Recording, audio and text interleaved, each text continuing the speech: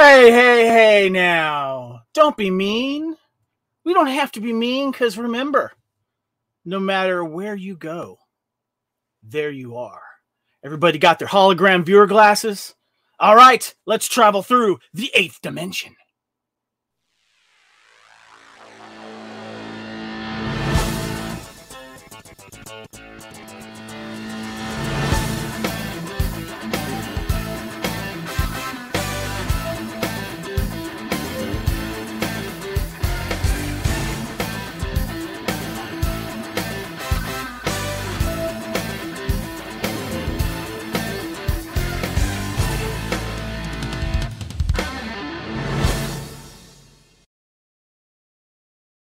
Welcome to Couch Potato Theater here on the Fandom Podcast Network. This is the podcast on FPNet that celebrates our favorite movies. Because, you know, when you sit down and you watch a movie, pops up on the television, you don't sit down, you don't go anywhere. You sit down, you don't go anywhere. Because that's what this podcast is all about, celebrating our favorite movies. And that, of course, is what we're doing here. I'm John Kevin Reitzel, a.k.a. your Buckaroo Banzai, for this special edition of Couch Potato Theater. Because we are here to celebrate the adventures of Buckaroo Banzai across the 8th dimension, that 1984 classic. But I need to introduce my Hong Kong Cavaliers, my guests. First of all, my brother from another mother, my fellow Fandom Podcast Network co-founder, Mr. John Kyle Wagner, a.k.a. my Rawhide. How dare you pull me from my vacation in the 8th dimension for this podcast? Hey man, I need your help, dude. I need your help behind the scenes too, as well, man. How are you? Thanks for coming, man. I am doing good. I did make sure the watermelon was secure in the Fandom Podcast Network room of antiquities, so we're good there.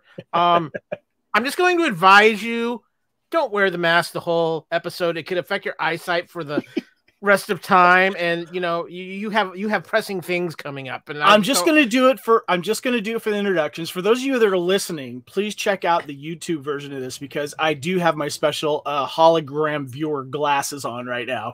I am not going to be wearing it for the whole podcast, but I have to wear it to introduce the rest of our awesome Hong Kong Cavaliers. And please welcome John, aka Lacee Aderhold. Ace, of course, she's our Penny Pretty. How are you? I'm good. How are you? I see you've got your hologram viewing glasses on and you got your hat on. I love it. I love it. Welcome, Lacee. How are you? I'm doing all right. Just awesome. Staying warm. All right. We're not done yet. I'd like to welcome back to the Fandom Podcast Network, the real co-host of the Fandom Podcast Network, aka John Alex Autrey, our perfect Tommy. How are you, sir? It's good to be back. It's good to have you, man. It's good. Yeah, I actually have special lenses which allow for the 3D protective thing. So I'm working on mine. Mine don't fit that great right now, but I'm working on mine. Have you seen the contacts? They're terrible. This is true. I'm wearing them. They burn. They burn. All right, we're not done yet. We got yet another Hong Kong Cavalier. Came in just right now through the 8th dimension to join us. Our special guest, John, a.k.a. Lee Fillingsness, a.k.a. our New Jersey. How you doing, fellas? Good to see you. How are you, Lee? How are you? I mean, we're here talking about Buckaroo Banzai. How much more can I expect out of life? All right, I'm taking off my viewer glasses for this. All right, everybody. Maybe put them back on. Before I can only produce from the 8th dimension, so I'm going to pop out of here, get into the 8th dimension, so I can go into the producer role. Just give me a call if you need me. Just keep the spiders. Please keep the spiders away from me from this podcast. I will. Just do what you do in the 8th, man. That's where I need you right now. So okay. I'll call you when I need you. Sounds. All right, guys. Thank you for joining us. And like I said, this is a special presentation of Couch Potato Theater, the adventures of Buckaroo Banzai across the 8th dimension. Came out in 1984. The film centers around the efforts of a polymath Dr. Buckaroo Banzai, physicist, neurosurgeon, test pilot, and rock star, to save the world by defeating a band of interdimensional aliens called the Red Lectroids from Planet 10. The film is a cross between live action adventure and science fiction genres, and also includes elements of comedy and romance.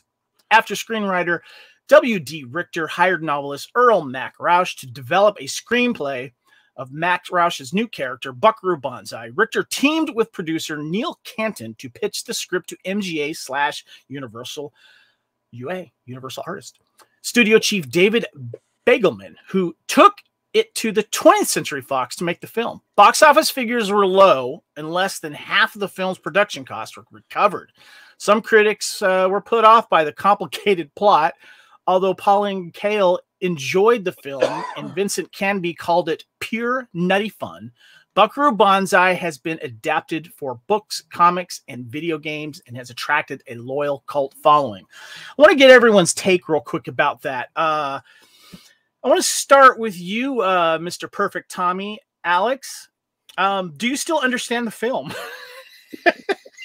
Well, from the very beginning, the idea of the neurosurgeon, physicist, samurai, rock star just appealed to me because with ADHD, that's just life. Yes. So, yeah, it's it's your typical boy meets girl, boy loses girl, boy meets girl's twin sister who attempts to commit suicide in the middle of her concert, only to meet black Lectroids who are fighting red Lectroids who have been around since, it's the typical story. You're right. It's typical Hollywood fanfare. It doesn't make sense why it only made like $8 at the box office. Some people are still trying to figure it out. Lacey, I do have a question for you. When I was watching the behind the scenes of this film, when they were interviewing the cast on the set, they still quite weren't sure what was going on with the movie. What about you? Right. I go into every movie looking at it as a ride, just a fun ride. I try not to watch trailers too often or anything like that. So this was one of those where you just sit there and go, okay, we're taking a left turn. Left turns are good. Left turns are, whoa, right turn. So yep. That was fun. I liked it. Okay, so Lee, a lot of people have said, Mr. New Jersey, Lee, was this movie ahead of its time? Was it smarter than the average audience member? Absolutely. And I think I got it because I was a kid when this came out. It's like, oh, okay, cool. Motorcycles and Uzis and, all that sort of stuff. It's cool. But like, if you watch this and you watch Avengers Age of Ultron, it's kind of the same. It's like, there's all these characters that we don't know from anywhere else that we just kind of accept live in this world, and they have like all these weird specialties. And this one really set the stage, and its cult classic nature has really led it to a lot of really fun spoofs and tributes. I mean, we're going to be talking about those later, I'm sure, but it's awesome. And I got to say, as Alex said, this does really match the ADHD lifestyle, and I wouldn't know anything about that as a former champion martial artist who speaks 7 languages, spent 9 years as a wine steward, now works as an actor, producer, and stuntman. Like the weird ways that your brain can go all over the place. Like this really was written by somebody on the spectrum, because normal person definitely. thinks of this. And it takes people probably flirting with the spectrum to understand it and get it, or just, deal with it. Mm-hmm. A little bit more on the plot description here. Brain surgeon, rock musician, adventurer, Buckaroo Banzai is a modern Renaissance man and has made scientific history. He perfected the oscillation overthruster, which allows him to travel through solid matter by using the 8th dimension. But when his sworn enemy, Dr. Emilio Lizardo, devises a plot to steal the device and bring an enemy army back to destroy Earth, Buckaroo goes cranium to cranium with the madman in a battle that could spell doom for the universe. Along with his crime-fighting team, the Hong Kong Cavaliers, Buckaroo must stop an evil alien invaders from the 8th dimension who are planning to conquer our dimension. He is helped by Penny Pretty, a long-lost twin sister of his late wife, and some good allies that are from extra-dimensional beings and, sound like they're from Jamaica. Personal notes, guys, on when you first were introduced to this movie. Let's go to Lee here. Mr. New Jersey. My mom introduced me to this movie, and normally, if you've listened to me talk, my dad would be the kind of person that introduced me to this. My mom, for some reason, loves this, and she's weird for not being weird at all. She's like, her weirdness is normal. Like it's so weird that she loves this movie, but she introduced me to it. And I actually had something in a comic book about this way back in the day. I just have a vague memory of it, but yeah, I saw it when I was a kid. I'm like 7. It's like, yep, cool, blows up stuff. It's if you see this as a kid, it's perfect. Alex, our perfect Tommy here. When and where did you first see this? Oh, you're muted there. No, you just can't hear me. So 1985, I go to the Atlanta Comics Expo, ACE, which doesn't exist anymore. And they had a panel about the adventures of Buckaroo Banzai across the 8th dimension. I'm like, this sounds interesting. Let's go see what this is. So I went to the panel having never seen the movie, having no idea what any of this was. And I was like one of like 50 people in there. And everybody's asking questions to somebody who was like somehow connected with it. And it was really kind of interesting to go from there. And then God bless HBO.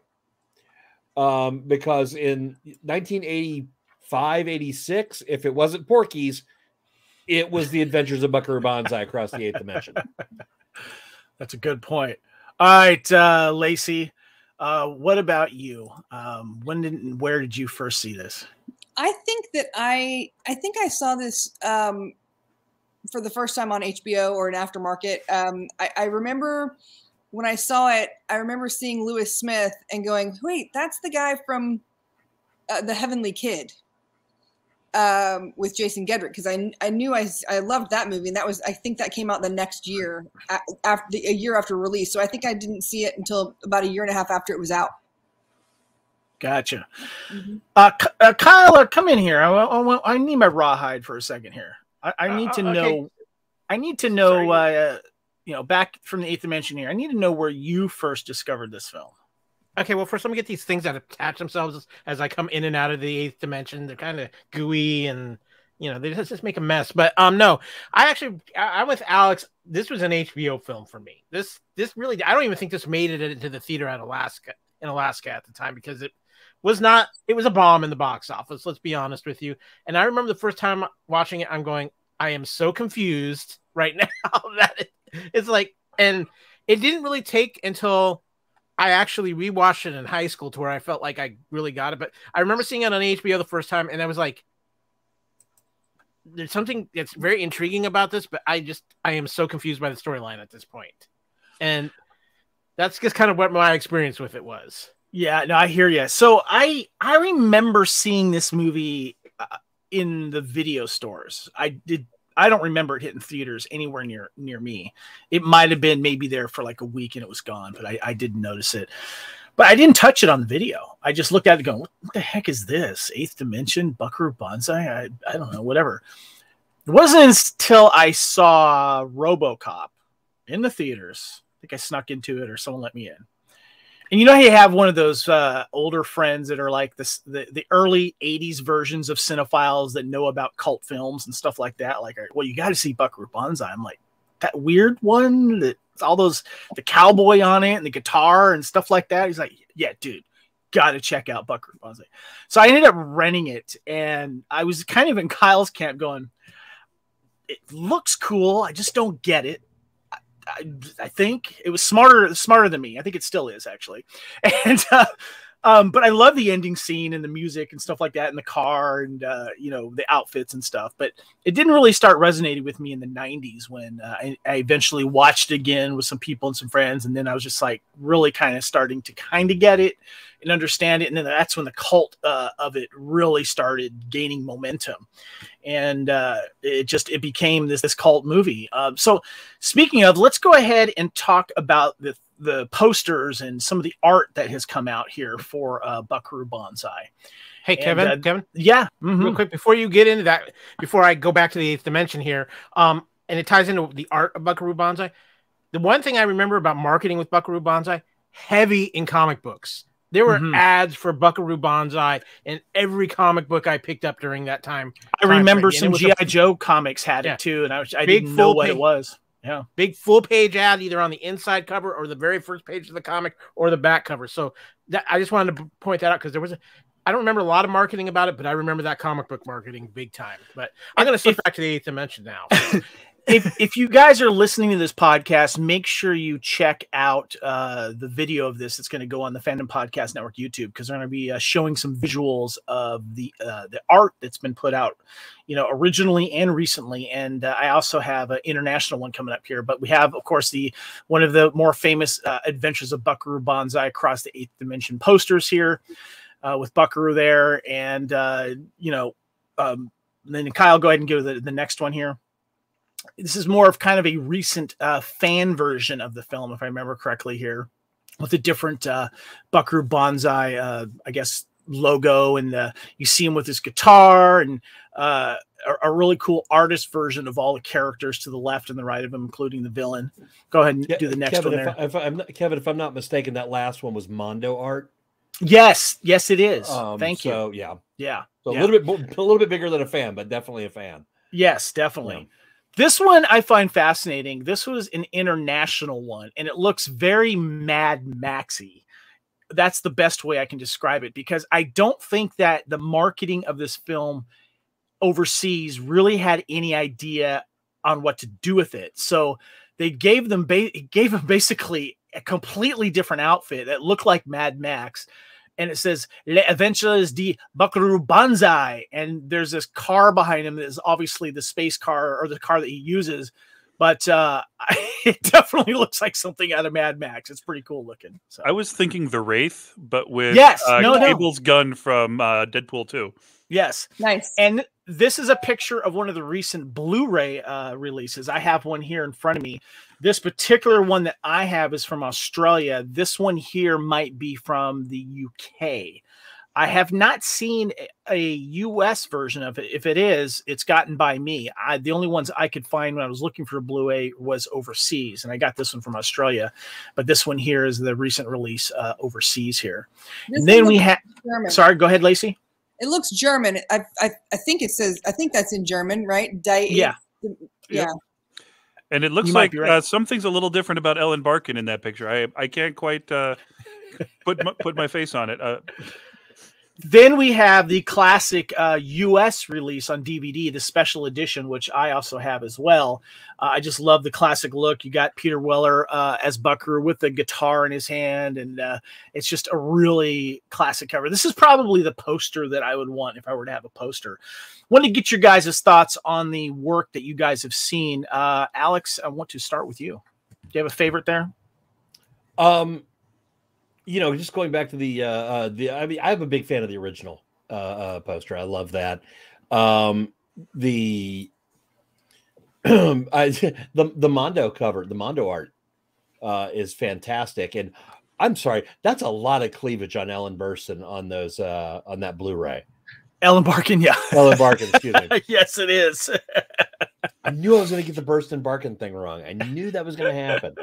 It's like Kalis and Callis, Kevin. Yes. Highlander reference, yes. What about you, Lacey? What are your thoughts on the artwork for Buckaroo Banzai? I like this one. The DVD. Yep. Yeah, I had him sign my disc when I saw him not too long ago. Would that be Mr. Peter Weller himself? Yeah. Yes. That's pretty cool. That's pretty cool. It was probably the most fascinating conversation I've had at Dragon Con in the million years that I've been going. We spent an hour and a half talking about early Italian Renaissance art. That's awesome, man. Education, because he had just got his PhD. That is so cool that you could spend that much time with Peter Weller himself. That is really cool. Lee, you have any thoughts on the artwork? I don't think any of these really capture the movie. And not that it's an easy thing to capture, but like they don't really get the insanity of any of it. It looks like a standard 80s movie in most of these. The Mondo may be the closest thing, but you can also tell that it's a Mondo art piece. I do love the French one, just because it's insane. It makes no sense. Reminds me of those crazy like Czech and Portuguese Star Wars posters that are batshit crazy. Yeah. Now, Alex, apparently you have had a moment with Peter as well. You make it sound so naughty. No, I probably have had the most recent experience. Okay, do share.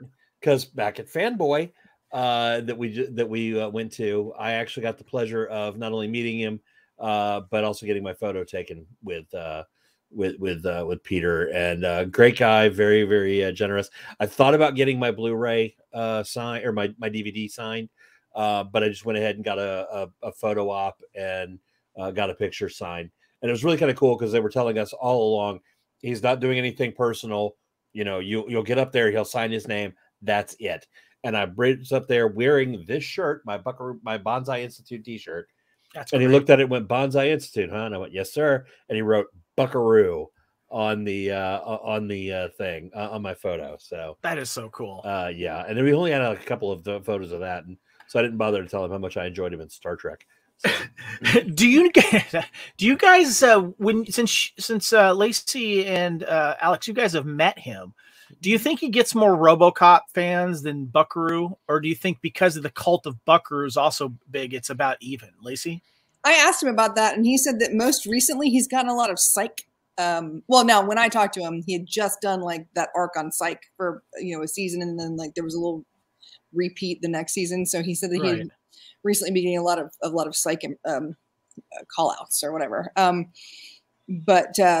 Yeah, he said that it's kind of across the board. It really, and he also said that he could kind of tell as someone was looking at him and making that realization, he could kind of tell by the way they approached him as to what they were going to be asking him about.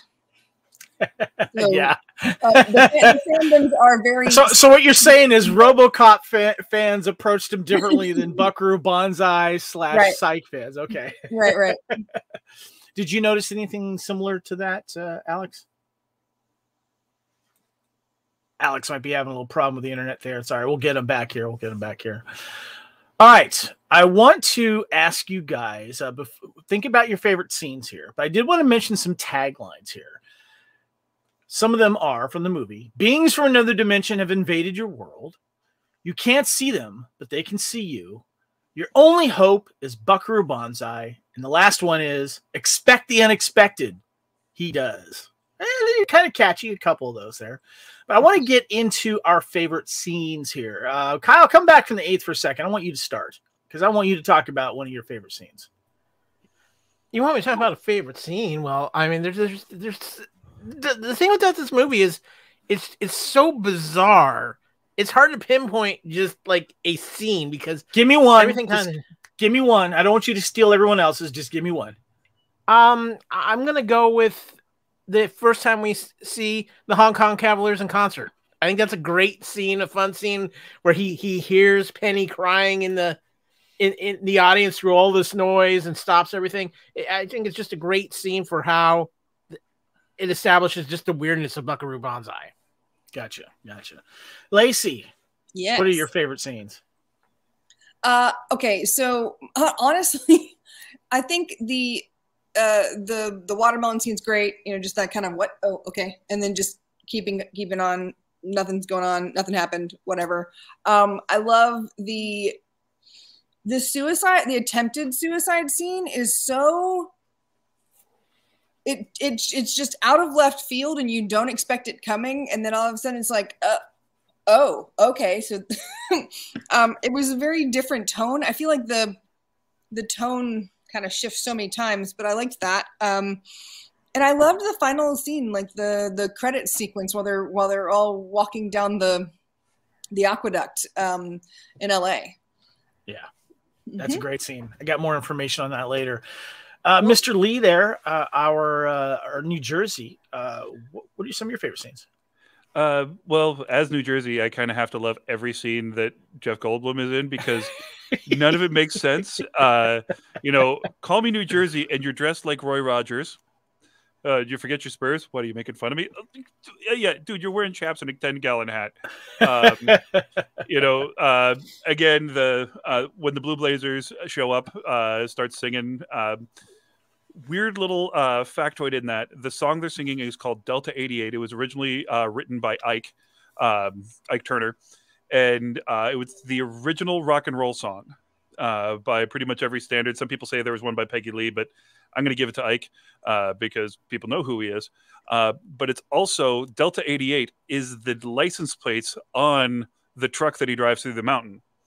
So I don't know what it is. And also Delta 88 is the car that Bruce Campbell drives in the Evil Dead series. Evil Dead, yes. So there's a lot going on with Delta 88.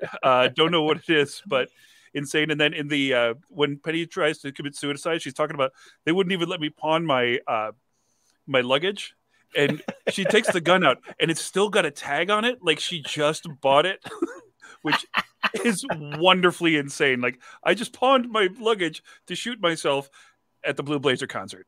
Yeah. Kyle, I just want to interrupt real quick.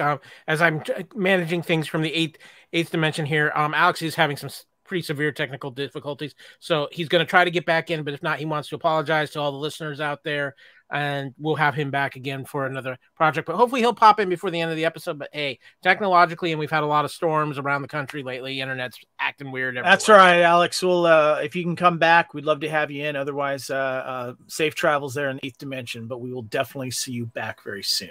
All right, is it even worth it without a real co-host? I know. Guys, just real quick, I want to start with the end scene first. I love it when you see everyone come back and do something together, whether it's like the end of Predator, where you see them in like lighter moments before they're all, disemboweled and gutted by the Predator. You see them all happy and laughing, I love it when they do that stuff. And this is an iconic end scene because you see everyone walking there in that dam, and I'll talk a little bit more about that, but the music just kicks in, that very catchy music, and but you just see everyone kind of coming up and enjoying Buckaroo Banzai. I love that, and I love the concert scene as well. It lets you kind of know that other side of why Buckaroo Banzai is also famous. He's a musician, he's a rock star, and I love the fact that Billy Vera and the Beaters are there as the band, and it's just a great scene. Do you guys have any favorite quotes in the film? There's some funny lines in there, and Kyle, I'm going to start with you. Do you have any quotes that jump out at you at all? Not so much quotes though. As far as just dialogue scene, I think my favorite dialogue scene is when they're going through the Bonsai Institute and they see the watermelon, and he's like, "Why is there a watermelon there?" We'll explain that. We'll explain that later. And because what I love about it is it's created one of the biggest mysteries in film history, because everybody asks, "What's the deal with the watermelon?" Well, if you watch The League, gives you an idea of what people can do to watermelons. Just going to leave that out there. But anyway, Lee, do you have any quotes, anything funny that the cast says that jumps out at you? I mean, we got to give it up to Lord John Warfin, at Dr. Emil Lizardo, because he introduced a term to the world that we started using a few years later. Laugh while you can, a monkey boy. And Yes. then Wayne's World made Monkey Boy famous like 10 years after that. Yeah. But I love malaprops when they say like the phrase wrong. History is made at night. Character is what you are in the dark. Like character is what you are when no one's listening. Yeah. And then there was just like so many really good ones there. My favorite, and you might gather from listening, I'm rather full of myself. Perfect Tommy, give your coat. Why do I have to give her my coat? Perfect. Well, you got a point there. that defined me as a teenager. I was such an insufferable jerk because that line gave me purpose in life. That is funny. That's a good one. What about you? Home is where you wear your hat. Home is where you wear your hat. Yes, it's a good one. Lacey, do you have any favorite quotes? Lee took mine. The Perfect Tommy's coat. Why do I have to give her mine? It was so, like, I laughed so hard. I loved it. That's one of my favorites. I also, in the commentary, there's a commentary, and then there's a second commentary, which is a text commentary, which is, it's done by Pinky Carruthers, and it's Pinky Carruthers' 47,000 Unknown Facts. There are a ton of quotes within the text commentary, and one of my they're all amazing. Yeah, one of my favorite ones is be careful of half truths. You might have the wrong half. And then nobody is nobody. Everyone has something to offer is kind of another good one that I really liked. I like the thing with that went back between Mission Control and Buckaroo Banzai. Mission Control goes, Buckaroo, the White House wants to know if everything is okay with alien spacecraft from Planet 10, or should we just go ahead and destroy Russia? Buckaroo says, tell them yes on 1 and no on 2. Mission Control, which one was yes? Go ahead and destroy Russia or number 2? That's pretty good. And I didn't catch this one right away, but the overhead announcement at the psychiatric hospital, lithium is no longer available on credit. That was pretty funny. Kyle. I have to say this, because if they ever do a book of great John Lithgow quotes, which is going to be an encyclopedia in itself, but half of that book is quotes from this movie. Because this is true. He has all the great lines in this movie. Without a doubt, he's got, I mean, everything he speaks is just basically something that's quotable. All right, guys, this is another fun thing that we do is, who is your movie crush in the film? Now, us guys, there's not a lot to choose from. So that's why I'm going to go with Lacey first, because there's some good-looking guys in this movie. So I need to know who your movie crush is first. It's Perfect Tommy. It's always been Perfect Tommy. Like I said, I saw him first in a different film where he played like a greaser. So it was like the jet black hair and the leather jacket. So switching to this, where he had all the crazy outfits and the like the super blonde hair, which by the way was only done because he had, like, people didn't want them to mistake Goldblum and him together, so one of them had to do their hair blonde, and he chose to do it. Yeah, but yeah, it's Perfect Tommy. Perfect Tommy. All right, Lee. We don't have to fight over Ellen Barkin, but I will say this: I had a little man crush on Peter Weller when he was wearing the red glasses. But who's your crush? Oh, see, Kevin, it's Jamie Lee Curtis, his mother, in the cutscene, right? That's what you're talking about. In the director's cut. Yeah. If you watch the DVD version that Lacey and I both have, it starts with Jamie Lee Curtis and Dr. Hikata and Buckaroo Banzai's dad all having a picnic before they do their first quantum overthruster. But my man crush in this is Pinky Carruthers, because that commentary is ridiculously funny. Through Pinky Carruthers, we find out that in the little satchel that he takes into the Delta 88, he has the oscillation overthruster, a tuna sandwich, and half of Einstein's brain. Yeah. Half of Einstein's brain. And he also looks almost exactly like one of my regular co-stars, a guy, Paul Economon, and just as goofy. And he would wear that hat, I promise you. Kyle, did you have any crushes on the film? They could be man crushes. Just saying. Okay, well, I mean, I've always had a crush on Ellen Barkin. I mean, that Sea of Love. I even going to Ocean's 13, I thought she was looking really good there. But you know, I mean, Perfect Tommy's perfect. What are you gonna? You can't. How can you not crush on perfection? I mean, Peter Weller has that cool factor going, but as Buckaroo, he's almost like in a stratosphere like nobody can approach. There's also something to say for pre-Kurgan Clancy Brown. I'm just gonna say, because he's got that voice, and he's like the good guy friend that you'd want around. I gotta give a shout out to Rawhide as well, so that's good. Well, speaking of the cast, guys, director of course was W.D. Richter, but let's talk about the cast here. A very eclectic group here. And it's quite impressive, including even Robert Ito Lee, as we have brought him up before on Bloody Kings, because he co-starred in the Highlander, or he had a guest spot in the Highlander TV series. Legendary actor.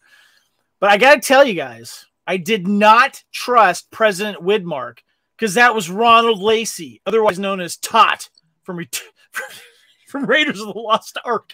Evil Raiders of the Lost Ark. Evil villain there. Did not trust him. But we had a young Carl Lumley as John Parker, the good alien, wearing the Rasta outfit and stuff. But let's start with you, Lacey. Thoughts on the cast?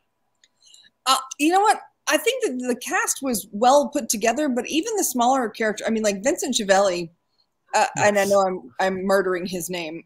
And then you've got like Dan Hedaya, you know, who's going to go on to play like a million more things. But I mean, he was just that little piece, you know, those little kind of touches here and there. And I feel like this is one of those movies, it feels very small just because you can tell that they called all their friends to come and do like a few lines here and there is what it felt like.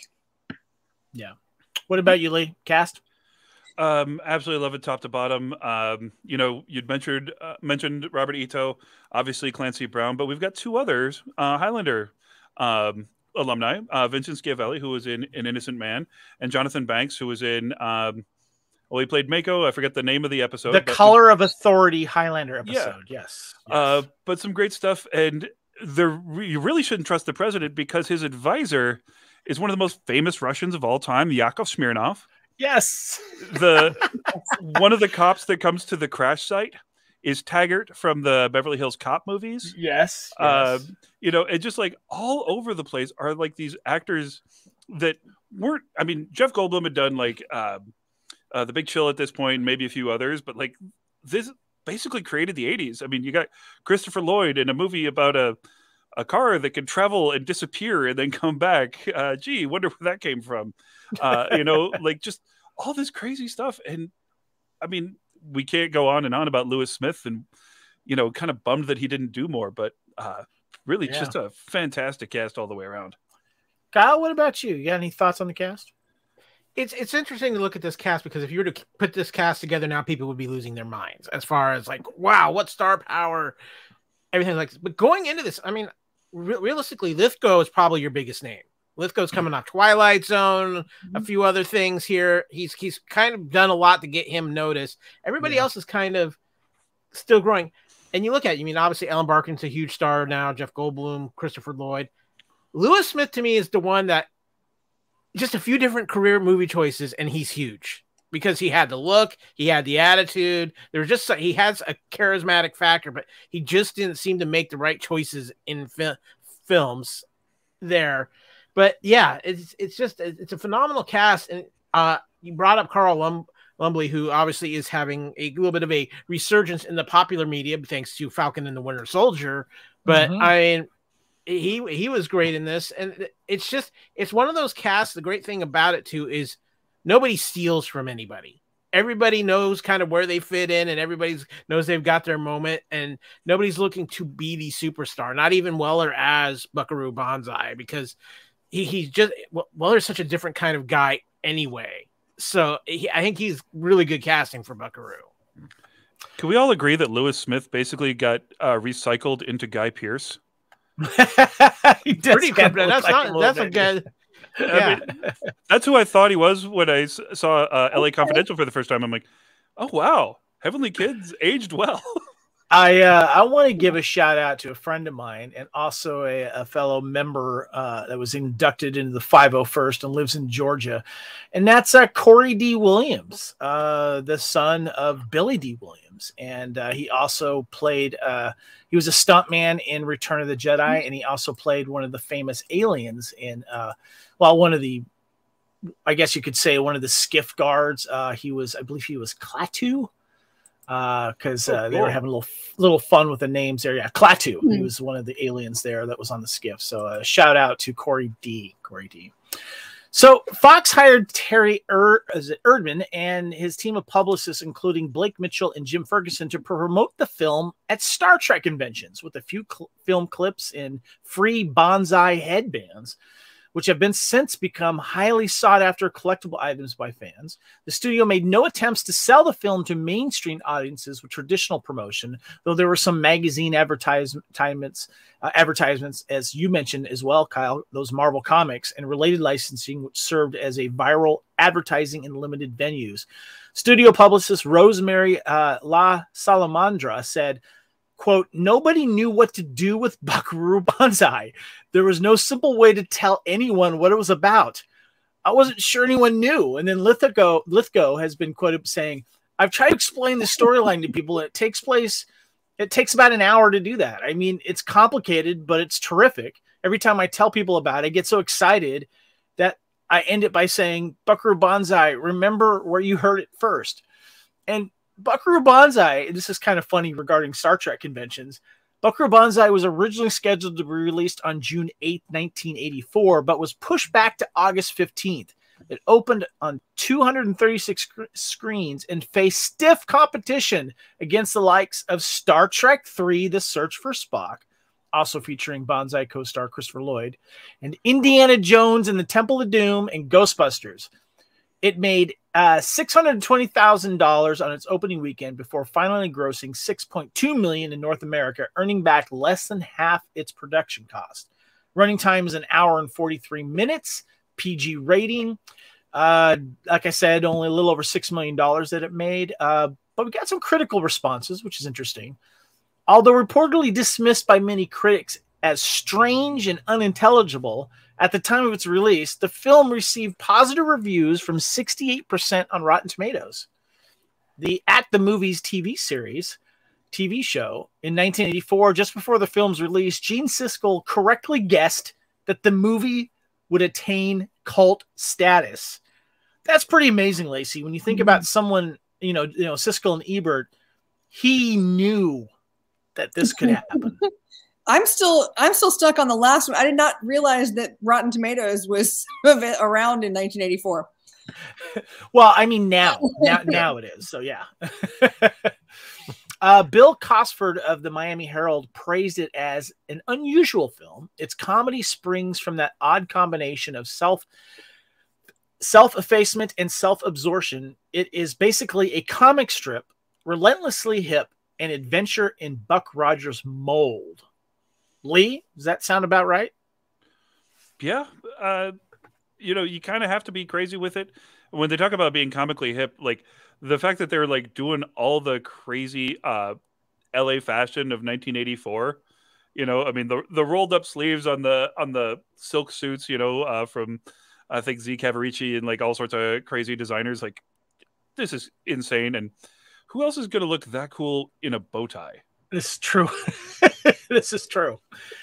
David Kerr in the Chicago Reader wrote, Richter seemed to have invented an elaborate mythology for his hero, but he never bothers to explain it, I guess. The film gives you the mildly annoying sensation of being left out of a not very good private joke, Kyle. Okay, so can I let me weigh in here for a second, because this is the thing with Buckaroo, and I think this is you talked about it at the beginning of the show while I was off in the eighth dimension doing some things, but this movie was before its time. It really was. A lot of the concepts were well before its time. But one of the problems with this movie, and I think part of the reason why this movie kind of confused so many people, this movie couldn't decide what it was. Was it a sci-fi action? Was it a spoof? Was it a B movie? Was it a comedy? It tried to, I think it almost tried to incorporate too many elements onto itself, which didn't help with already just a very all over the map storyline, and then just different feels at different times in the movie. Luckily, again, it's found cult status thanks to VHS and so many other things. But yeah, this movie at the time of its coming out, I think they had no idea the direction of it, and I think they did it intentionally. And we weren't ready. Yeah, what was exactly. It decided it was perfect, and we weren't ready or worthy. Lacey? I remember when I worked at Blockbuster I started working at Blockbuster like 87, 88, somewhere in there. It's one of my first jobs. And I remember that we actually had Buckaroo Banzai behind the counter because we literally had no idea where to put it. People would come in and the other thing was that everyone always mistook Buckaroo Banzai across the Adventures Across the Eighth Dimension, and they confused it with Remo Williams' The Adventure Begins. Not close, close, and like nowhere. Can we get that crossover movie, please? Right. I know, right? But so we finally ended up having it behind the counter, and we had how many copies, but we would just sit it up behind the counter, and people would go, "Oh yeah, that's the one I've been thinking I should see." So you had this movie at the video store, not in any other section, because you didn't know where the heck to put it. And it was one of the few movies that we had where, you know, because it'll tell you in the computer, it says the title, the running time, you know, who has it, and if it's available, and then it says where you're supposed to shelve it, and it had 13 different options.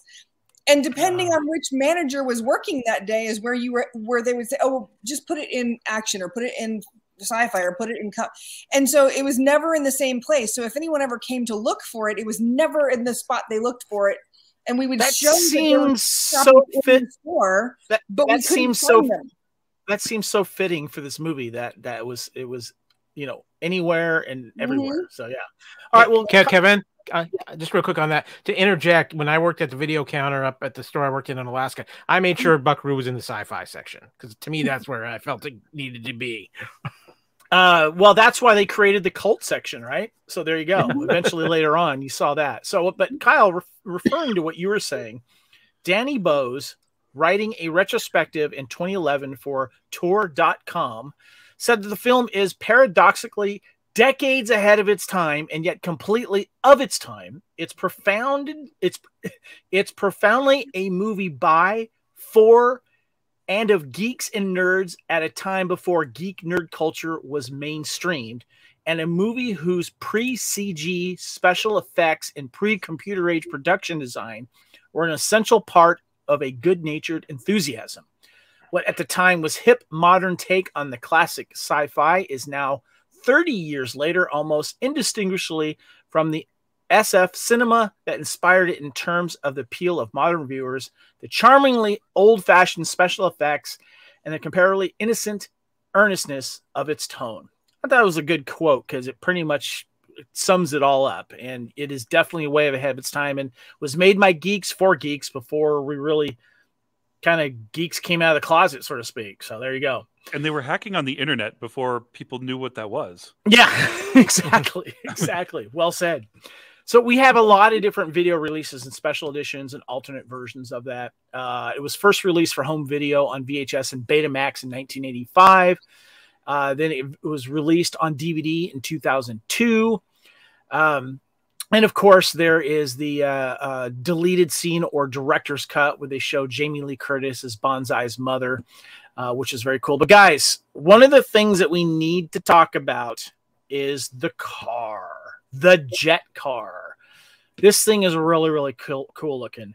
The jet car shown in the film, reportedly a 1982 Ford F-350 pickup truck, included an actual Cold War era General Electric turbojet engine that was borrowed from Northrop University in Inglewood, California. This thing is just really, really cool. And I guess it was designs by Stephen Dane. This one of the coolest cars. I think some models were done of it, stuff like that. But I want to get your thoughts on this thing, Lee. Oh, I love this car. It's awesome and crappy at the same time. But in a movie that has a tour bus with a dojo and a command center in it, why is this the car we're talking about? I want my tour bus dojo. That's my car. Yes. What about you, Lacey? I'm gonna mirror what Lee said. It's so fantastic and so crappy at the same time. It's delightfully awful, and you just really want it. Yeah, it's awesome. I love it. If you're listening to this, make sure you check out the video because we put some pictures and behind the scenes and the designs by Stephen Dane. It says here that in the movie The Adventures of Buckaroo Banzai, the main character, Peter Weller, drives a modified Ford F-350 pickup truck. And was capable of exceeding Mach 1 through mountains. Stephen Dane was an art director in the film and helped design the futuristic car along with the production designer Michael Riva and Thrust Racing owners Jerry Siegel and George Hadelbeck. The special edition DVD of Buckaroo Banzai had some schematics, but some were of Dane's original drawings were sold recently. They show a slightly different look of the iconic car. Stephen Dane is a professional art director and set director who's worked on classic movies like Blade Runner, Ghostbusters, and Brainstorm, excuse me. Yeah, just very, very cool looking car there. I want to talk real quick about the, unless Kyle, you wanted to have say something about the car?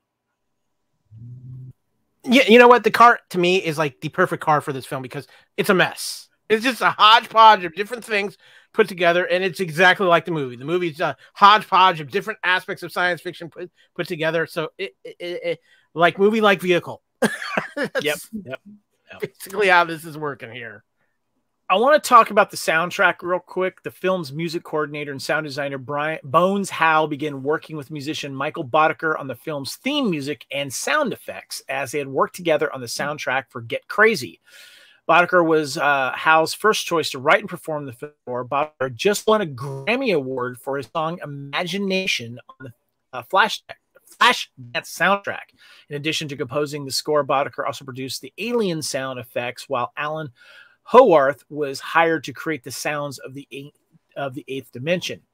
Howe selected the source music for the club scene and put together a special arrangement of Since I Don't Have You that Buckaroo sings to Penny Pretty.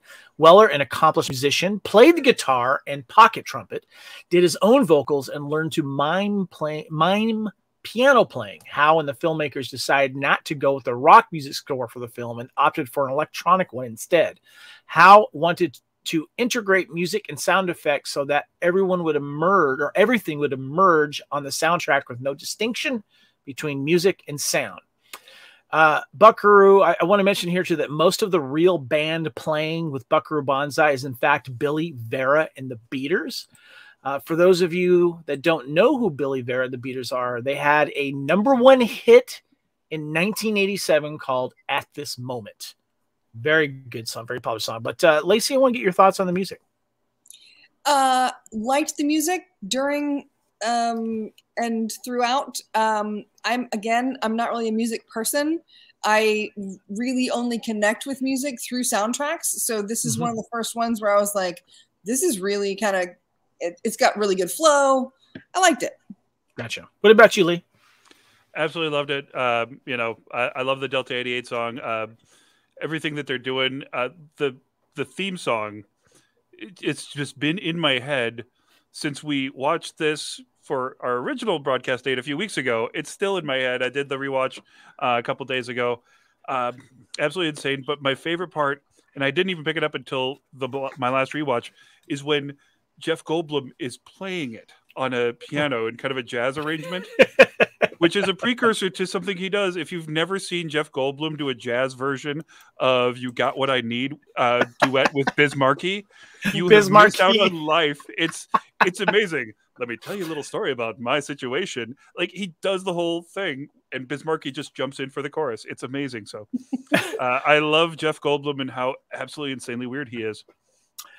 Kyle, do you have any thoughts on the music?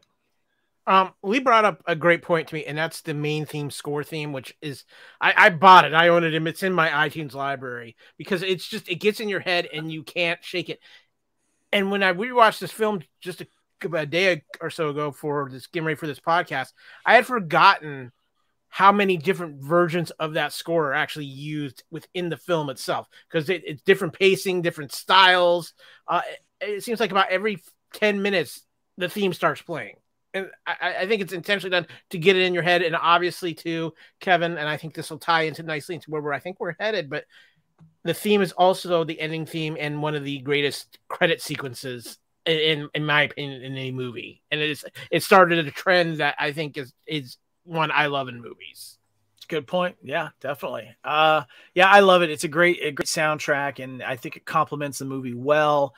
And we get with Buckaroo being a rock star, I love the fact that we get the taste of that, and he sings some of the song, the song as well. Peter Weller. It's just it's not like this great soundtrack, but it's complimentary, and that end music scene of them walking through the Sepulveda Dam is an iconic scene, and I want to actually touch on that. The filming locations were in and around Los Angeles, Southern California, but I want to talk about the Sepulveda Dam. This is interesting. The first time I remember seeing this in a movie was Escape from New York.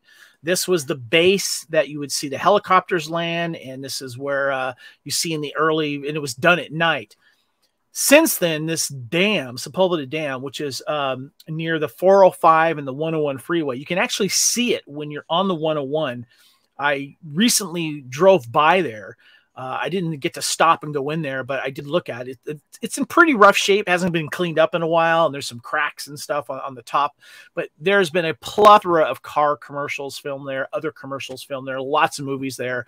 And it's interesting because this was a project of the U.S. Army Corps of Engineers designed to withhold the winter floodwaters along the Los Angeles River. It was completed in 1941 at a cost of over $6,650,000, which right now is over $117 million if you do the inflation. And I was doing some history on this, and the reason why it was constructed is because there was a lot of flooding that was happening in the around the LA area down, with these old rivers. And if you've been to Los Angeles, you see these aqueducts that are all made of like concrete. You saw a scene of Grease being filmed in one of those. These are these concrete river beds that you see everywhere. And that's to help with the flow of water and also to stop flooding. And there was a really bad flood in 1938 that killed 144 people. And so this dam was part of that structure to help make sure these floodings didn't happen anymore. So, but like I said, yeah, a lot of movies have been filmed there. Of course, Escape from New York and a bunch of other ones is there. But we're going to take a quick little break here from the couch and let you know what other great podcasts are here on the Fandom Podcast Network. Thank you for listening. We hope you're enjoying this podcast. We'd like to continue to feed your ears by inviting you to listen to these other great shows on the Fandom Podcast Network. It starts with our flagship show, Culture Clash, discussing the latest in entertainment pop culture. Bloody Kings, Immortals Take Notice, our show covering the entire Highlander universe. Couch Potato Theaters, where we celebrate our favorite movies. Time Warp, the Fandom Flashback podcast discussing a year in movies and our favorite retro movie and TV pop culture topics. Good Evening, discussing all things Alfred Hitchcock. Union Federation, our Star Trek and Orville show. Hair Metal, the 80s and early 90s rock metal podcast. Type 40, our show covering the time-traveling Doctor Who universe with host Dan Hadley. Lethal Mullet, an 80s and 90s action film podcast with host Adam P. O'Brien. Also check out the Lethal Mullet Network for more great podcasts. What a Piece of Junk, a Star Wars podcast with hosts Scott, Derek, and Nathan. Making Treks, a Star Trek podcast, a deep dive into the final frontier with host Mark Newbold and Adam P. O'Brien. And check out our newest shows, The Fandom Show, our monthly Fandom Podcast Network live YouTube exclusive show about the month's hottest topics in fandom, and the FPN True Believers MCU podcast, discussing the Marvel Cinematic Universe and the related Marvel television and streaming MCU universe, including the connections to the original Marvel comics. You can find the Fandom Podcast Network on several platforms. Please subscribe to the Fandom Podcast Network YouTube channel to receive notifications of new podcast episodes and live events. You can enjoy all of the Fandom Podcast Network audio podcasts on our master feed at fpnet.podbean.com. The Fandom Podcast Network is on all major podcast platforms, including Apple Podcast and iTunes. You can find the Fandom Podcast Network on Facebook. You can email us at fandompodcastnetwork@gmail.com. You can also find the Fandom Podcast Network on Instagram at Fandom Podcast Network and on Twitter at FanPod Network. Thank you for listening, and remember, respect others and enjoy your fandom.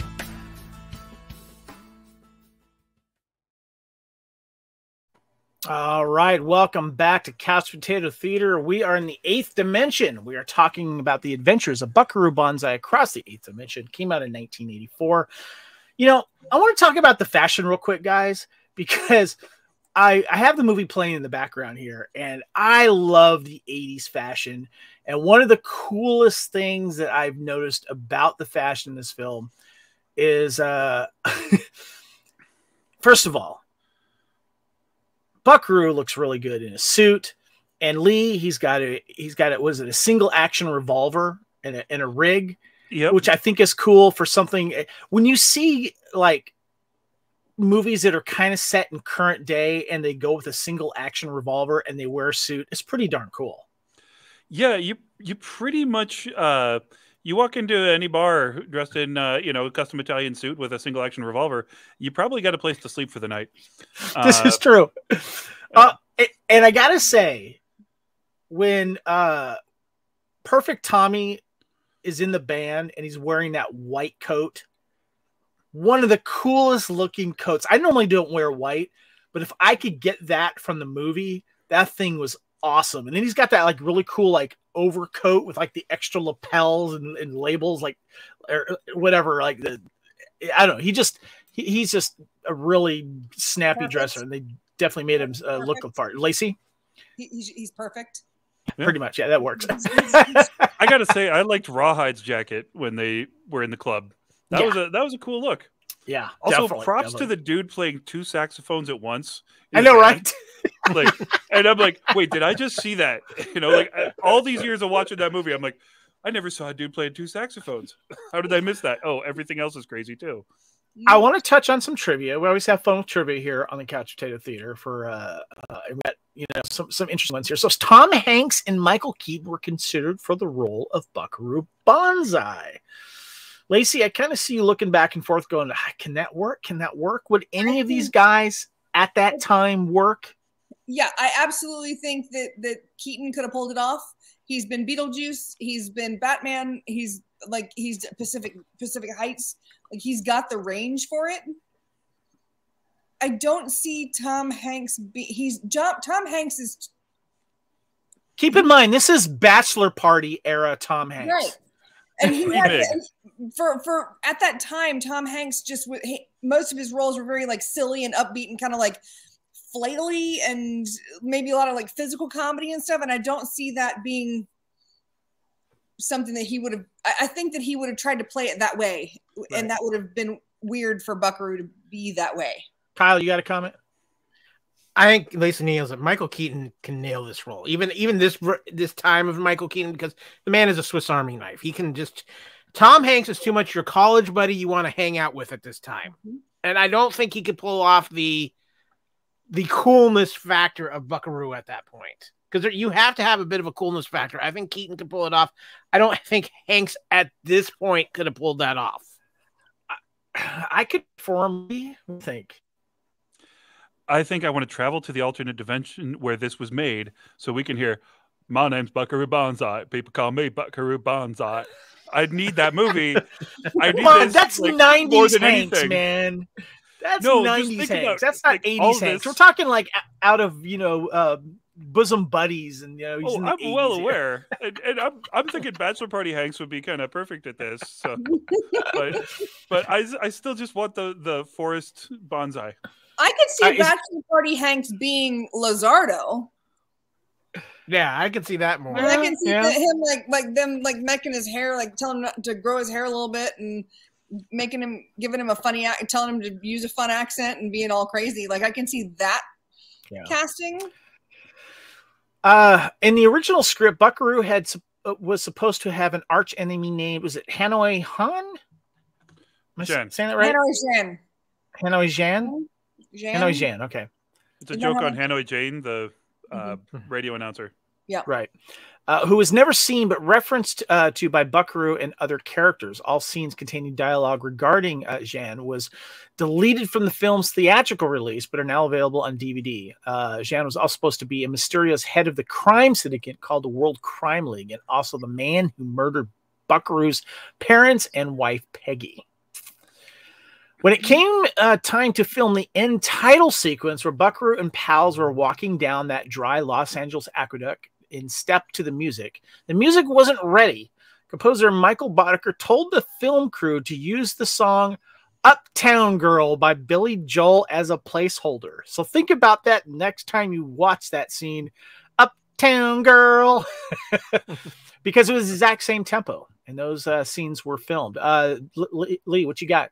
I was going to say 2 things. First, anytime you mix Peter Weller with anybody named Boddicker, you have a classic.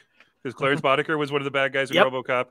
And they did a similar thing in the Full Metal Jacket. They actually showed it at the end, but they had a marching scene. Nobody knew how to march. And so they were just marching along to the Mickey Mouse Club song through Hanoi as it's burning. Nice. Who's the leader of the club? That's funny. It's wonderfully disturbing. That is very funny. That is funny. Overall concepts and several names appear to be taken from Doc Savage pulp magazines from the 1930s and 40s. Both main characters are multi-talented surgeons, adventurers, and musicians. Both have an inner circle of sidekicks with names Rennie, Ham, Monk, Long Tom, and Johnny compared to Reno, New Jersey, Perfect Tommy, and Rawhide. And according to Peter Weller, he had a particularly tough time filming the scene without laughing, where Lord John Worfen, Dr. Lizardo, was torturing Buckaroo with electricity because it was the first time he had heard John Lithgow perform what Weller likes to refer to as John's Italian Martian accent. The oscillation overthruster device reappeared as a spectral analyzer in Star Trek The Next Generation Pen Pals in 1989. And last but not least, during filming, John Lithgow was so humored by the improvisation by Christopher Lloyd that during the pre-launch scene in the spaceship at the end of the movie, he breaks up laughing on camera as he is putting on his helmet. And we mentioned the end credit scenes with the announcement of the upcoming sequel, Buckaroo Banzai versus the World Crime League. As of 2007, that film has yet to be made. That's when this trivia was in there. Pending approval of the film's current right holders, Metro Goldwyn Mayer. And during the closing credits, Buckaroo's team assembles one by one, walking along, including a group is Clancy Brown, whose character Rawhide dies during the film. There's a claim that his character is not dead, but in a coma under constant supervision, and it is simply never dealt with in the film. Also, in the closing credits, Perfect Tommy's, played by Lewis Smith, outfit changes. Guys, is Rawhide dead? I'm going to ask my Rawhide, Kyle, is he dead? Of course he's not dead. First of all, there's only one way to take out Clancy Brown, and they don't do it in this film. And and so, of course, you know that he's in a coma somewhere, awaiting the script where he comes out of his coma to save the day and help Buckaroo Banzai take out the World Crime League. This is true. He can only be beheaded by an immortal or be shot in the eye by Sidney Poitier in the water. Lee, is Rawhide dead? I think as soon as everyone left, he just looked over his shoulder and yelled, "Medic!" Starship Troopers, another classic Clancy Brown movie. Well played, sir. Lacey, would you like to see Rawhide live if anything ever happens? If you look at Pinky Carruthers facts, it says very clearly that he is in they don't call it a coma, they call it a stasis or something. They're waiting for cures to his illness to be created. Gotcha. And as for beheading or shot in the eye, it's funny because he was actually beheaded as his character on Sleepy Hollow. Oh, that's right. Yeah. I forgot about that. It's hard to kill Clancy Brown, man. It is. In Pathfinder, I think. And what? And in Pathfinder. Oh, yeah. Okay. I don't think so. So he knows how to get a head cut off. Gotcha. All right.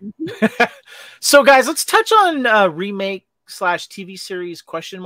In late 1998, the Fox Network announced development of a Buckaroo Banzai TV series entitled Buckaroo Banzai: Ancient Secrets and New Mysteries. But it was never released. The special edition DVD contains a short computer animated sequence by Foundation Imaging made as a test reel for the series. The clip depicts a space shuttle trying to land with broken landing gear. Dr. Bonsai maneuvers his jet car under the shuttle and uses it to take the place of the broken gear. Interesting. I'm having heavy metal flashbacks right now, Kyle. Just saying. Mm-hmm. Yeah. In 2016, Kevin Smith announced that he would be adapting the film for television through MGM Television. Amazon Studios indicated a deal was being negotiated to produce the series. However, by November, during a Facebook live stream, Smith revealed that he would be walking away from the project after MGM filed a lawsuit against one of the original creators. Kyle, this is sad. I have good news, maybe. Okay. Let us not forget that recently a certain major company that has its own streaming platform bought MGM Studios. And that would be Amazon. Lightness on that? Amazon bought MGM because they wanted to have the Bond library, but they also acquired Buckaroo Banzai rights as part of this. And we Okay. know Amazon likes to put a lot of money into streaming service projects. And I'm just going to throw it out there now, guys. And you guys can tell me I'm an idiot. You guys can keep it along. I even know who you could cast as Buckaroo right now. Ooh, hot take, Kyle. What you got, Mr. Rawhide? Well, Buckaroo, first of all, the actor who's going to play Buckaroo needs to be an accomplished actor. He needs to be able to be a bit of a Swiss Army knife. You know, are you going to say Timothy Oliphant? No. He needs to be able to play music. That'd be perfect Rawhide. Yeah, that'd be a good Rawhide. He needs to be able to play music. Okay. Legitimately. All right. And needs to come across where he's cool but a little off too. Jared Leto as Buckaroo Banzai. Interesting, he's weird. Can I just say Jared Leto is weird? No, there's no doubt. But if you think about it, I don't know if he accomplished has I don't know if he has the charisma to do it. Ali, you've been waiting to say something for a while on this. What's up? Oscar Isaac. I think we have He too can much do Oscar music. Isaac right now. He's got It's the a good weird. casting. He can do Okay. a lot of good stuff. And he knows how to play. He's a musician, if I remember correctly, right? Isn't he? He's done a whole bunch of musical numbers in Sucker Punch. Okay. He had the crazy Inside dance Llewellyn number in Ex Davis. Machina. Inside Llewellyn Llewellyn Davis, Davis, yeah. Lacey, you have thoughts on the casting? Okay, I stopped watching Jared Leto when he just started playing Jared Leto. Like, I just gave up. Like, he does, like, I can't watch him anymore because it's just Jared Leto trying to Jared Leto himself out of being, like, he's trying to out Jared Leto himself, and I just gave up. So what you're saying is he turned into Johnny Depp. He did. Oh, Or Kevin Spacey. yeah. Okay, so I think I would go differently. I could see Michael Rosenbaum. Ooh. He's a musician in his own right. He plays several instruments. He can wear the hell out of a suit. He can be bald. He can have the hair. He can do, like, he is very much an underrated chameleon in my opinion. And he's played some really interesting roles. He directed his first film, was called Gild, Gild, and he plays like an adult child in the whole movie. It's like 7 minutes or 8 minutes long. He's like in a onesie. Yeah. I mean, he can go, like, he can do all the stuff. Yeah. Okay. I think I would go Michael Rosenbaum. Lee, you had something else? I was just going to say only Jeff Goldblum can play New Jersey. Yes, Like, true. and you know he'd come back and do it. And, Absolutely. true. And they wouldn't even say anything. They'd be like, "Hey, it's New Jersey. This 26-year-old guy that we know." That's true. Yeah, no, that's true. He could do it. He could definitely do it. I did want to mention that Ready Player One, the movie, Parzival, the main character, appears in a Buckaroo Banzai costume for a date. H says Parzival, you're going to wear that outfit from your favorite movie. And then that's where he goes on the date with Artemis. And she says, I like Buckaroo Banzai. Mentioned in the book as well. Lee? They also recreated in the Life Aquatic with Steve Zissou, that also featured Jeff Goldblum. They recreated the end credits strut scene. And the only way to make it better is to have Bill Murray in it. It's amazing. That's a Paul Thomas Anderson film, right? Wes Anderson. Wes Anderson. Sorry. Yeah, that's right. Yeah. Okay. I remember seeing that once. I've only seen that once. So there's been some books and comics and stuff like that have been come out. The film was novelized by the film was novelized. Novel came out by Earl Mac Rausch in '84, titled Buckaroo Banzai, published by Pocket Books. But this picture that Kyle has put up here, this is the most recent hardcover book that came out in November of 2021. The long-awaited sequel to the adventures of Buckaroo Banzai across the 8th dimension is finally here after more than 35 years, as told by the Reno Kid to Buckaroo Banzai chronicler E.M. Rausch. This tale follows everyone's favorite scientist, surgeon, entertainer, daredevil, and sets off on a brand new hair-raising adventure. The synopsis: still mourning the losses of his beloved Penny Pretty and his surrogate father, Professor Hikita, Buckaroo Banzai must also contend with the constant threat of attacks from his immortal nemesis, Hanoi Zhan, ruthless leader of the World Crime League. To make matters worse, Planet 10 warrior queen, John Emdahl has sent her electroid legions against Earth with a brutal ultimatum. Or is it her true target, Buckaroo Banzai?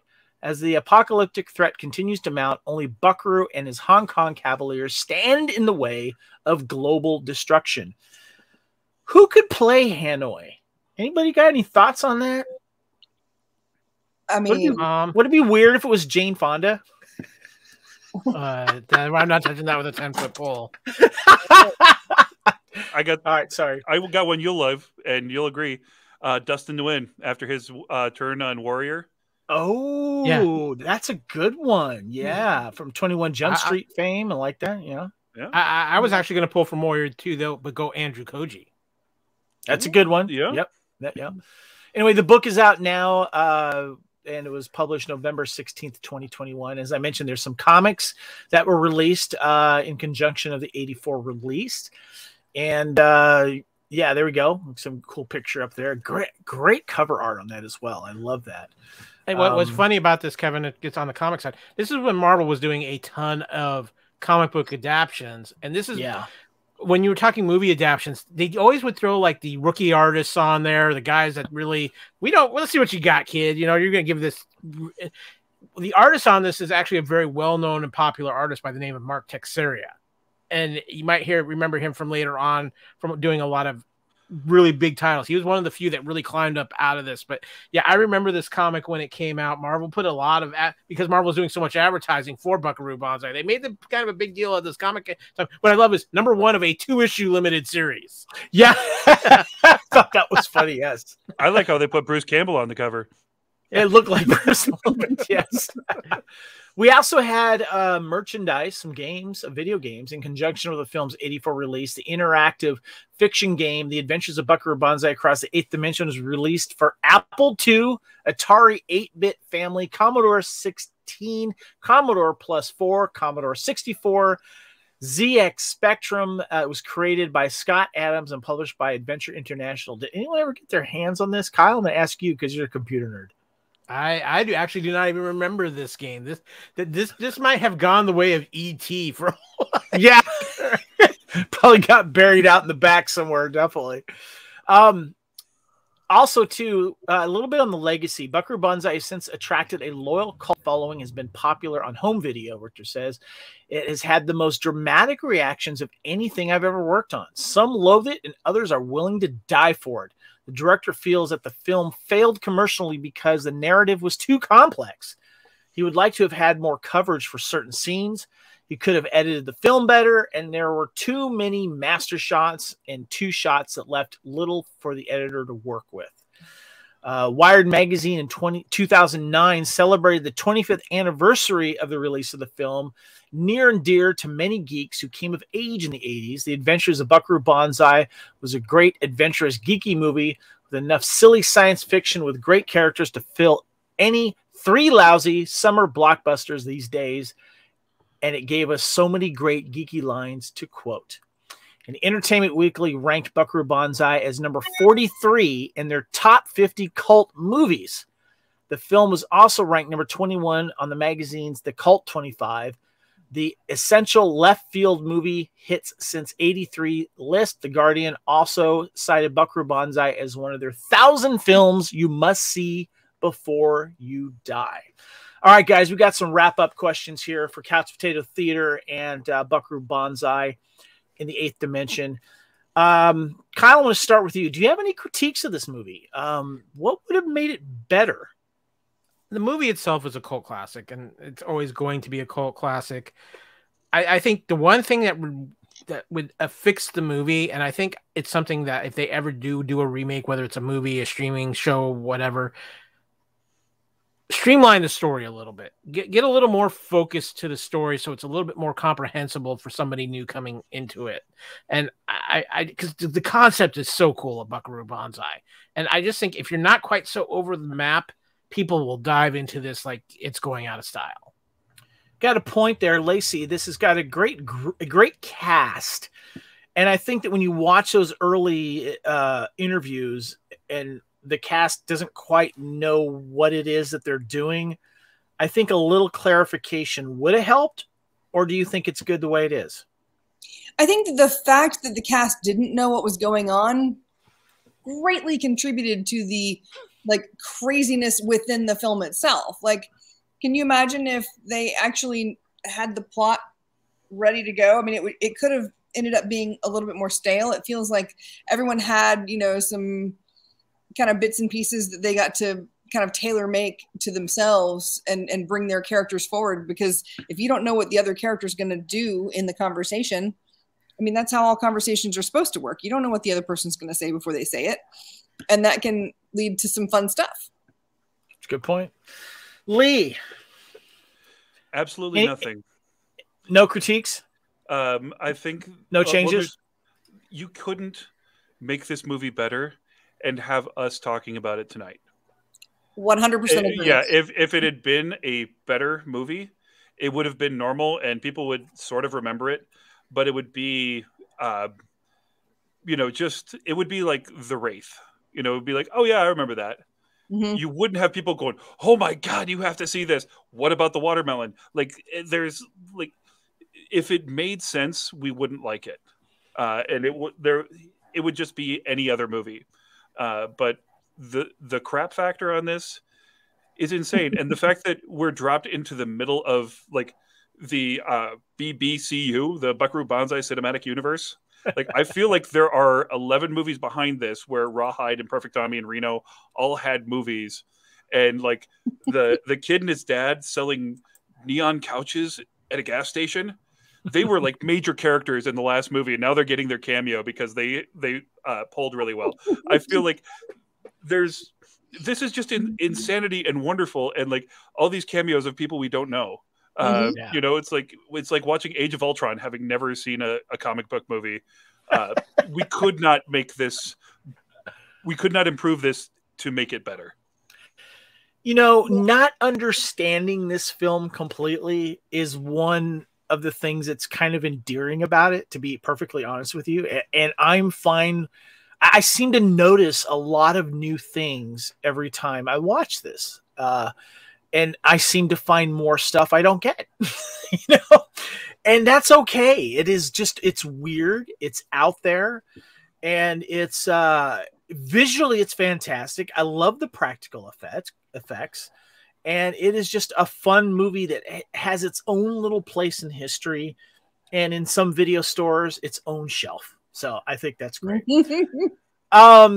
I want to get your guys' final thoughts on this movie. Where does this film currently stand in your movie fandom now? Lacey? Anytime I find someone who hasn't watched it, I'm like, okay, you're sitting down right now. I hope you have 2 hours to burn because this is going to happen. It's definitely one that I enjoy watching with other people. It's not something that I'll probably just sit down and like watch myself.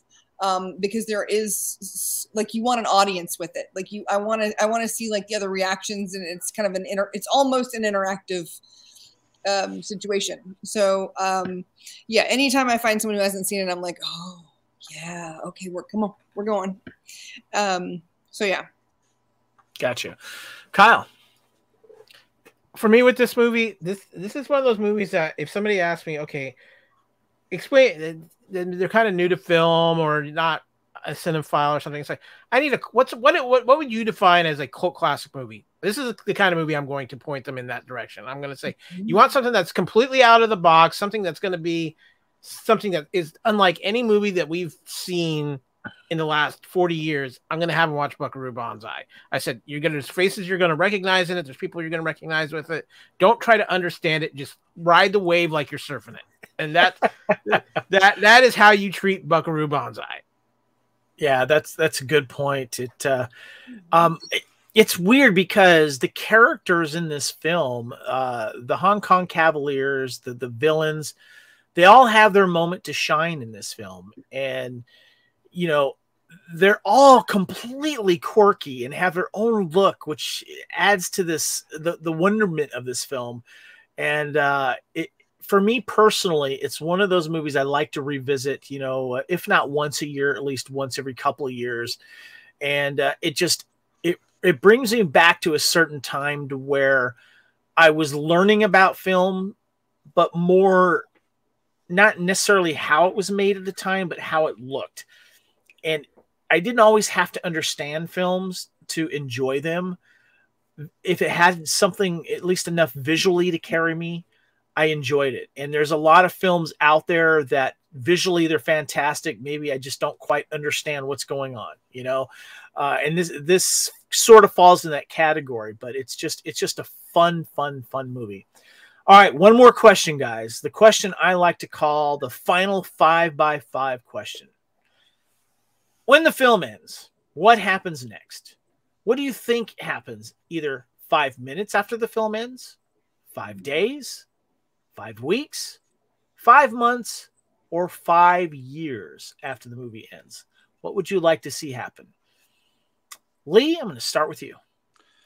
See, I feel like we already know because all of Dr. Hikata's and Dr. Lizardo's equipment went to a certain Dr. Zielinski, who used this laser technology to learn how to shrink and enlarge matter.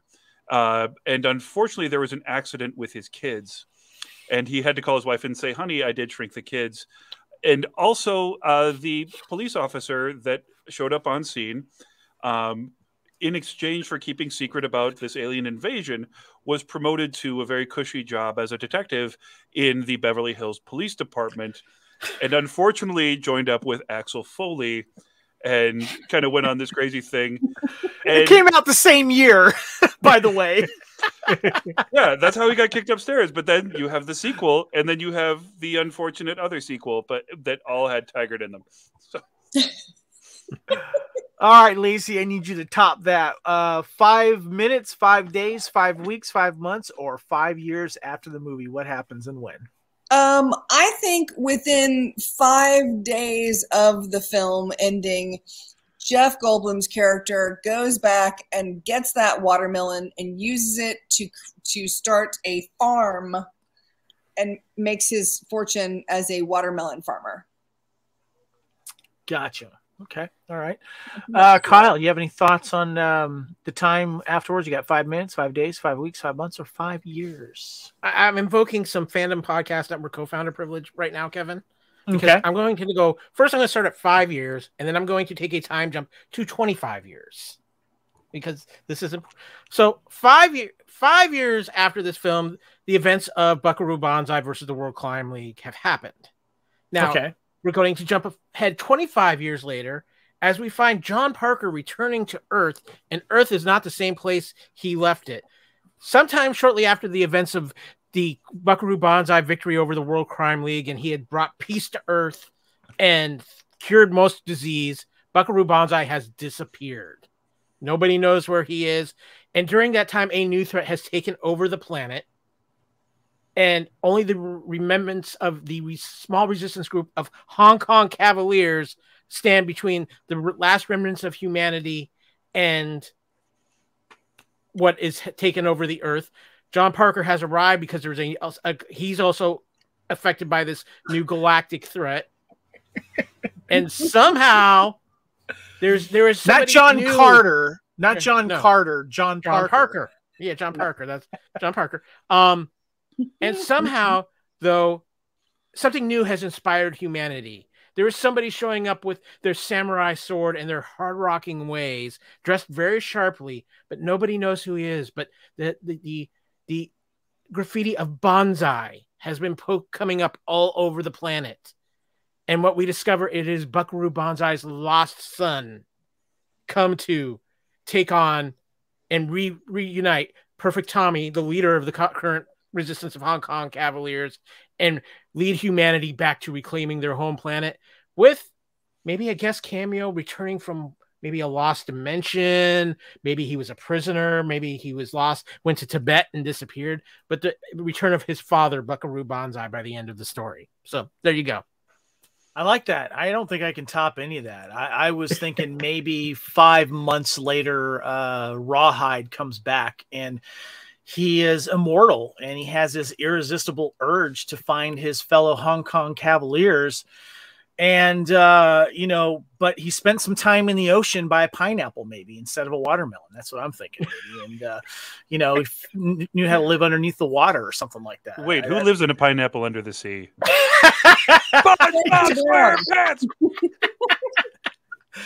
I don't see. That's what's weird. This movie is so weird. I don't know where it could go. I know there's this book out here. I haven't read the book. It goes everywhere. Yeah, I mean, it's I would have loved to have seen these characters come back several years later. They're still in their prime, but I like the idea of going into the future, Kyle. I like that thing, and seeing Peter Weller come back, and maybe, you know, Jeff Goldblum still looking the same, you know.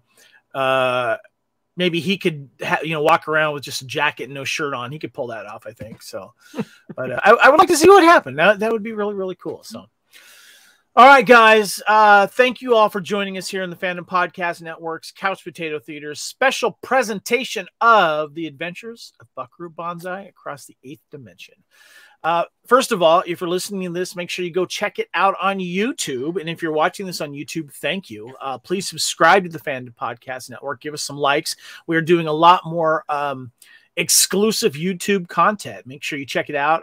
One of the shows returning is Culture Clash Live, where it is exclusive on YouTube only. We're going to be discussing all the latest new stuff that's out in fandom that we need to talk about. As of this recording, Book of Boba Fett's very popular. We're going to be talking about the final episode of that, and a bunch of other stuff coming up in fandom. So make sure you check out the Fandom Podcast Network on YouTube. And the Fandom Podcast Network's master audio feed for the podcast feed is fpnet.podbean.com. Podbean also has the app that you can stream and download the shows as well. And the Fandom Podcast Network is on all major podcast platforms, including Apple Podcast, iTunes. Also, please check out our Fandom Podcast Network Facebook page. You can email us at fandompodcastnetwork@gmail.com. And Fandom Podcast Network is also on Twitter and Instagram. My name is John Kevin Reitzel, a.k.a. Buckaroo Banzai, and my fellow Hong Kong Cavaliers. Where can we find you? John Kyle Wagner Rawhide. Where can we find you, sir? You can find me on social media at @AKyleW or on Instagram at @AKyleFandom. Of course, you can find me also on the Fandom Podcast Network. Like you said, all the new things we're doing on YouTube, lots of exciting stuff there, a lot of exclusive stuff. I do want to shout out because he had those technical issues, though. Of course, the #real co-host Alex Autrey, where you can find him on Twitter at 7th Row Center and on Instagram at Alex7RC. Thanks for coming on, Alex. We'll get you back on for something here once we get you get your internet issues cleared up. Definitely. Thank you. Our perfect Tommy couldn't quite make it back, but we miss you, man. All right. Also, I'd like to thank our John Lacee Aderhold, who has movie Kung Fu, and our own Penny Pretty. Lacey, where can we find you on the internet? I'm Lacey Pants, pretty much on all the platforms. Awesome. Lee, you are my co-host of Blooded Kings, a Highlander podcast here on the Fandom Podcast Network. And as of today of this recording, you're celebrating your 2-year anniversary as my co-host on Blooded Kings. I appreciate you, brother. Happy maniversary, bro. Maniversary, bro. Yeah. Where can we find you, man? You can find me dressed like a pimp selling neon-colored velvet couches outside of a gas station. Otherwise, you can find me on Twitter and Instagram at The Way of the Way, and just look me up by my name on Facebook. Awesome. My name is Kevin. You can find me on Instagram and Twitter at Spartan_Phoenix. There are 2 ways you can support the Fandom Podcast Network, Couch Potato Theater. Head on over to your podcast providers and search Fandom Podcast Network, and please leave a review, especially on iTunes and Apple Podcasts. And also, I'm wearing our Couch Potato Theater t-shirt. Head on over to TeePublic, and you can purchase any of our show logos and put them on any apparel that you like there. So make sure you help us out there. I'd like to thank my co-hosts and guests of the Hong Kong Cavaliers, John Kyle Wagner Rawhide. Thank you so much, Kyle. It's quite all right. It's a pleasure to be here, and I do have the watermelon. Good. A little creepy, but that's all right. Lacey, our Penny Pretty, thank you so much for coming on. Appreciate you. Had a good time, as per usual. I love doing this with you guys. And, of course, Autrey Lee Fillingsness, our New Jersey, or a.k.a. Zardo. Thank you so Dr. much for coming Lizardo. on. Until next time, in the 8th dimension, we will see you on the couch. Thank you, everyone.